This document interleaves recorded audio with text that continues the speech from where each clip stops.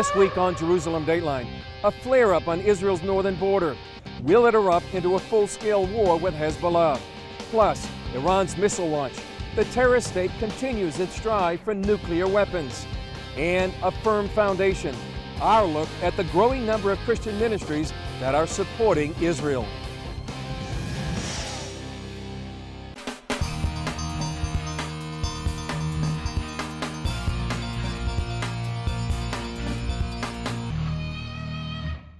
Hello and welcome to this edition of Jerusalem Dateline. I'm Chris Mitchell, coming to you this week from the Israeli-Lebanese border.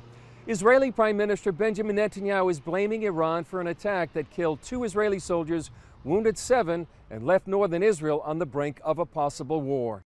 After the attack, the IDF put its forces on high alert, responded with artillery bombardment, and launched at least 50 airstrikes. The Hezbollah attack took place not far down this road. From here on in, it's a closed military zone. It's the deadliest attack by Hezbollah against Israel in more than 8 years, since the 2006 Second Lebanon War. Israeli Prime Minister Benjamin Netanyahu accused Iran of being behind the attack. Whoever is behind this attack will pay the full price.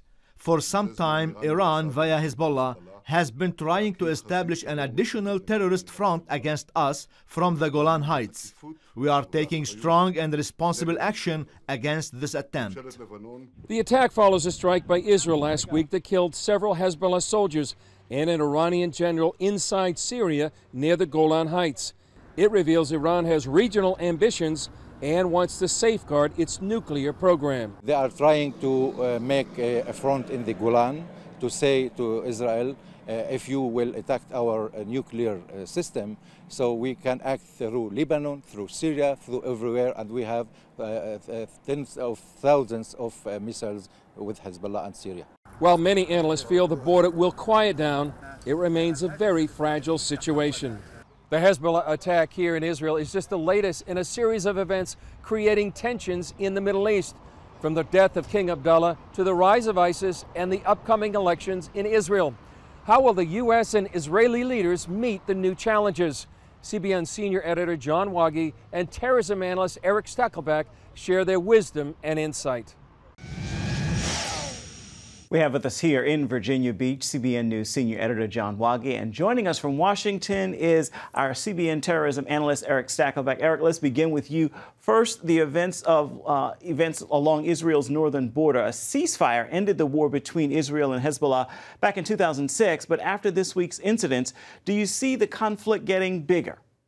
I do, Ephraim. What we're seeing right now is a ratcheting up of hostilities without a doubt, and it's only a matter of time, Ephraim, before Israel and Hezbollah, I believe, engage again in really an all-out war. And I think this will be the war, I guess, to settle the score. Eyebrows were raised when the president changed his plans to go pay his respect to the new Saudi king, yet he had no time to honor the victims in Paris and, of course, did not attend the Holocaust victim services in Poland. Your reaction to that? Well, I think, number one, the apparent disregard of the administration for that anti-terror rally in Paris was an embarrassment. Look, the United States, the President of the United States, we are the leaders of the free world. And for us not to be there, not to even send a high-ranking administration official, at least the Vice President or the Secretary of State, for me spoke volumes about where this administration stands in this global existential struggle against radical Islam. But on the other hand, making your way to Saudi Arabia, and look, I get it, Ephraim, administration after administration, Republican and Democrat, have catered to the Saudis. Unfortunately, Saudi Arabia has done more than anyone in the world to spread radical Islam around the globe. Ephraim, over the past few decades, the Saudis have spent billions of dollars in that oil money to build radical mosques and schools throughout Europe and the United States. Yes, we have similar enemies right now in ISIS and Iran and Hezbollah, but at the end of the day, let's remember, the Saudi regime is a radical Islamic regime which has funded jihad around the world, and may I add, 15 of the 19 9/11 hijackers hailed from Saudi Arabia and were weaned on that Saudi Wahhabism from a young age. All right. Well, John, let's bring you in the conversation here. Prime Minister Netanyahu's opponents in Israel say that he's playing politics before the elections by coming to address a joint session of Congress here in the U.S. Do you think that's going to create backlash against him? Well, it's funny, Ephraim, his opponents are shocked that he would play politics like this. Look, there's politics being played on both sides, but politics aren't the chief issue. And in fairness to Netanyahu, give him credit for the last 12 to 15 years spreading the word about Iran's danger to the world, not just Israel, about the nuclear weapons. So the fact that he's invited when some Republicans and Democrats in Congress are very, very concerned that the White House could reach a bad deal with Iran and allow them to get nuclear weapons ultimately, I think that Netanyahu can handle the political backlash that may be arising in his country right now. And also, politics is a lifetime. In Israel, like a few weeks, the elections are March 17th, so that's a lifetime between now and then. Netanyahu is down a bit in the polls now. His opponents are mobilizing and unifying. The Arabs have created a united bloc to run against him for the first time ever. And so he does have some opponents that are making headway, but several weeks, that can change around 180. It's possible. Speaking of elections, the White House says it's going to stay out. But there are now reports that Obama campaign people are organizing opposition to Netanyahu. Your thoughts on that?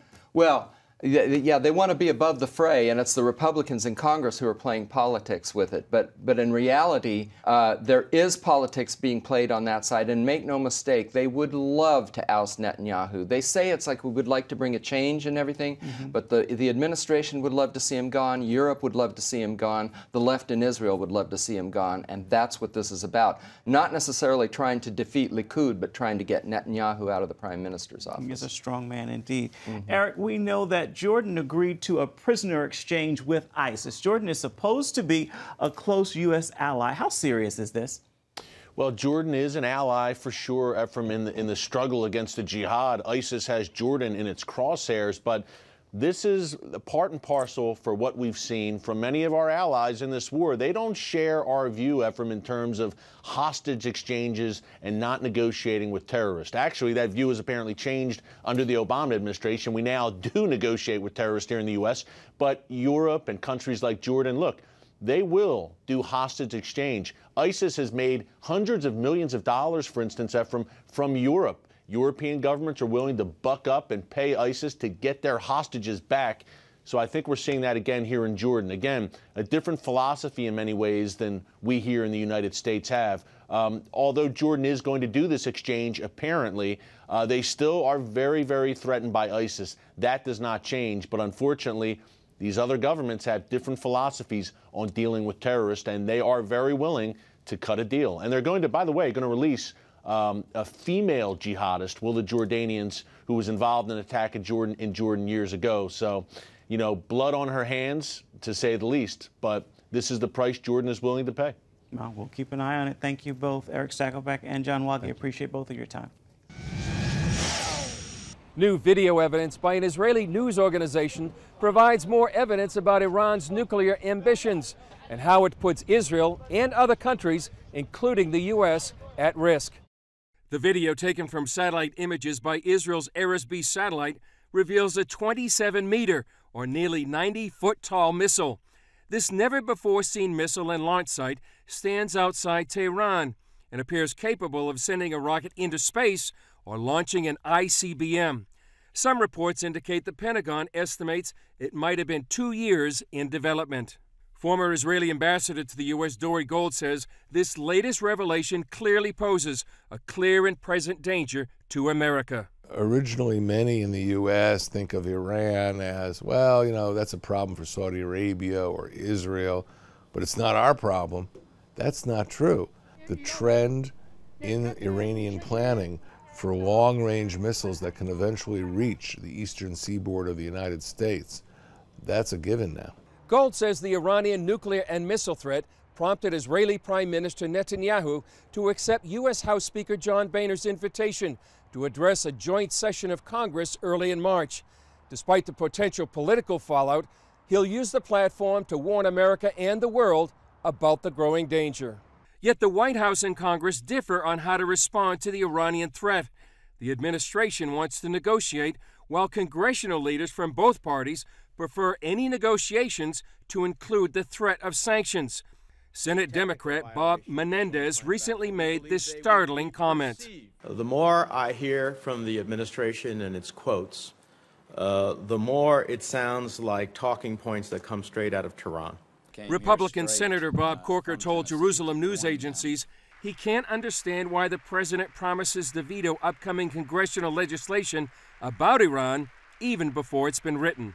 For Congress not to have the ability to weigh in on this, which has such geopolitical importance and a place where Congress has played such an important role, is ridiculous and candidly irresponsible for Congress not to play a role. Iran, the U.S., and 5 other nations negotiating Iran's nuclear program have set a June 30th deadline for reaching a final settlement. Some leaders on both sides of the Atlantic believe the expanding nuclear and missile program represents Iran's ultimate goals of attacking what it calls the little Satan, Israel, and the great Satan, the United States. Up next, learn more about a new organization that is bringing pro-Israel groups from around the globe to support Israel.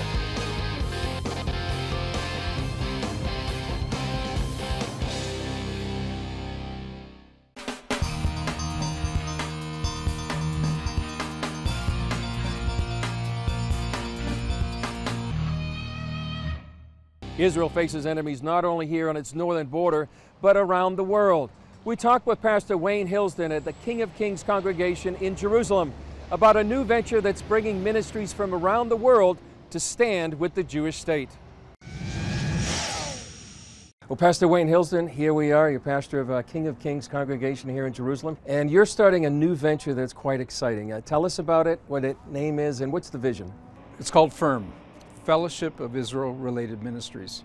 So the goal of this is to bring together ministries, leaders in the Christian world that have a heart for the Jewish people and the nation of Israel, and to bring them together to get to know one another, to develop something that will be natural in developing partnerships, cooperation, synergy will happen, and then they're going to discover there are thousands, maybe millions of people around the world who have a passion for God's purposes for this nation of Israel. Right. Do you think this is the time for this? It's a special time to be bringing this together and sort of linking all these ministries around the world?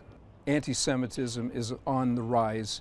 It reminds us a lot of the 30s leading up to the rise of Hitler, and there was a passivity even among Christians at that time and allowing that to take place. And there was a warped theology that we call replacement theology, believing that God is finished with the Jews. He's replaced the Jewish people with the church. The church is the new chosen people, and the Jews are passé. In fact, God has rejected them altogether. And so this is the time to stop anti-Semitism. This is the time to correct an errant theology. It's not biblical. And we're going to be teaching that very clearly from the scriptures. It's also a time to hand on the torch of truth about Israel to next generations. Millennials, we call them, age 18 to 34. Many of them really have no understanding about God's purposes for Israel. In my generation, we all remember the Holocaust like it happened yesterday. We remember the establishment of the State of Israel in 1948. We saw the victories of Israel against all odds, winning the Six-Day War in 1967. This generation, these younger people, never witnessed that firsthand. They weren't alive when those events took place. We need to wake up a younger generation to what the Bible says and what's really going on in spiritual places, high places, principalities and powers, demonic forces that have always raged against the people of God. And it's a young venture, it's just a few weeks or a few months old. What kind of response have you had? It's been remarkable. First of all, I began to invite key leaders around the world to join the board. I was looking for 10 people, so I invited 20. Well, we ended up with just about 20 because everybody saw the importance of this and said, we want to be on board with this. And then we partnered with Resurrection Fellowship of Loveland, Colorado to have a conference called the Israel Summit Stand Firm. It's really taken from the passage in Daniel chapter 11 where it says, they who know their God will stand firm and take action. So we're saying no more passivity. Christians, arise. Take your stand on the biblical stance that God has for his people Israel. Agree with God and stand for his purposes. If people want to know more about FIRM, if they want to participate in the conference by live streaming, what would they do? They go to israelsummit.org, and everything's there. What this is all about, who's speaking, who's leading worship, and we've got terrific people. Pastor Jack Hayford will be preaching, Dr. Michael Brown, Jonathan Bernis, Caleb Myers, I'll be speaking as well, Paul Wilbur leading worship, and many young worship leaders as well, including my own son, Jamie Hillsden. And so they can go there, and there is an option to register to get live streaming from the event. So the sessions will be available, and people can participate in that way as well. Thank you, Wayne. Appreciate it. Thank you. Coming up, an exclusive interview about how Israel is turning its attention to India, China, and beyond.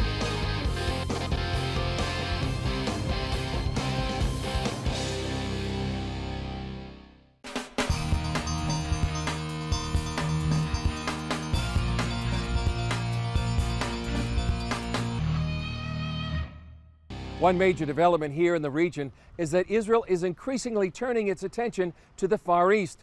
We talked with former Israeli ambassador to the U.S., Dory Gold, about this phenomenon. Ambassador Gold, thank you for being with us. You just came back from India. What was the purpose of your trip? The Jerusalem Center for Public Affairs was actually invited by an Indian think tank, which was very close to the government of Prime Minister Modi. And we were interested in enhancing Israeli-Indian ties, looking at similar perceptions of what's going on in the world, and seeing whether we might do joint studies in the future. Do you see a growing relationship between Israel and India? Unquestionably, there are growing interests, a shared interest between India and Israel. And you can see that now in terms of how the two countries address each other, the relationship of Prime Minister Modi and Prime Minister Netanyahu. Is this a growing trend, not only with India, but Israel reaching out to other nations in Asia like China and Japan? You know, there's no decision to do an Israeli pivot to Asia, as there has been an American decision to make a pivot of that sort. Sure.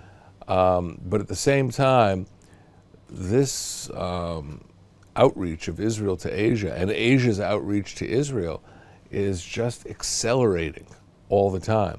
There's another point also, that in much of Israel's commercial ties with Europe, all these conditions are now placed on our business relationships. If there's a product that comes out of the West Bank, then maybe the European Union has to oppose it. I don't want to get into all the details, but it creates a certain burden in the relationship. And when you go to the East, that burden isn't there. No restrictions like that? No. You know, the classic peace process issues, which are always in the beginning of some discussion, if you go to London, Paris, or Berlin, they're just not there when you're in New Delhi or Beijing or Tokyo. The focus is how can these countries work together for to advance their common interest. What's the benefit to the capitals of Asia, Beijing, Hong Kong, Tokyo? Why are they reaching out to Israel? Well, I think they see that Israel is an Asian tiger. In other words, they see that Israel's knowledge base in advanced information technologies and medical science and all the fields that are important today, both from a standpoint of what countries want to have in terms of their own capabilities, but also in terms of how do you boost your efficiency and your GNP. You go into these industries. So I think they see Israel's natural advantages in these areas, and they simply want to cooperate more extensively. I know you say this is not a pivot, but is some of it an outgrowth of the growing terrorism in places like Paris or France, or and perhaps a growing animus, I guess, in Europe towards the Jewish state? Well, you know, Israel's had its issues with Europe for many years now. And I don't think people in Israel are saying we've had it with Europe. But there is something embracing about the relationships that Israel's establishing in the Pacific Rim. And I think you're going to see more of that in the future. Okay, Ambassador Gold, thank you very much for being with us. Up next, Israelis mark a grim anniversary, remembering the Holocaust 70 years after the liberation of Auschwitz.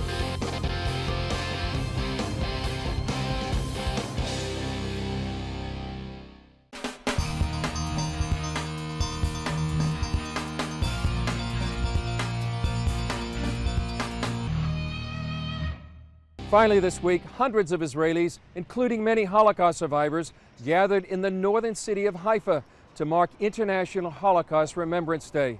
It also marked the 70th anniversary of the liberation of one of the most notorious concentration camps.